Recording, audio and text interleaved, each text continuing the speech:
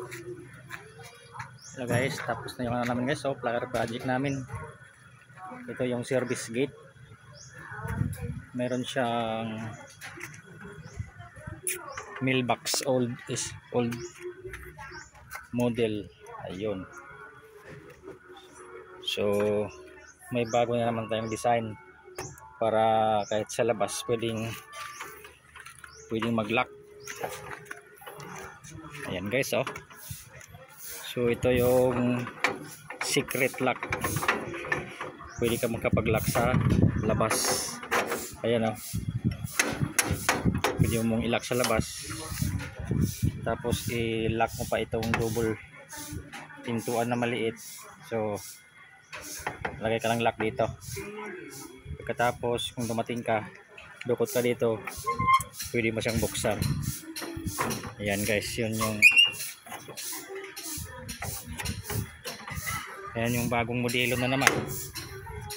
Ayan guys, so ano na lang yan, finish pin. So yun pang malaki. So yun yung mga bakante guys, stainless yan, no? Ito yung pinakamalaki namin, no? So 230 yung height. Ayan guys, kulang. Charge coating pa lang yung paint natin. So dito dark gray, black, rim black.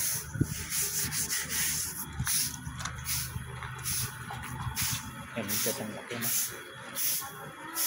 Ang laki yung gusto natin, no? Ayan. So ito na lang yan, finish pen.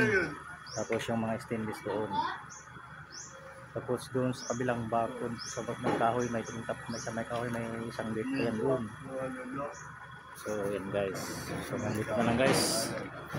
Yan yung pinaka namin, finish contract na namin.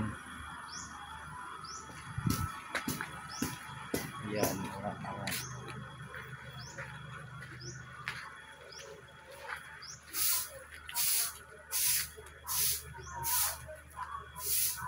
Ayan guys, so pull out na kami ngayon.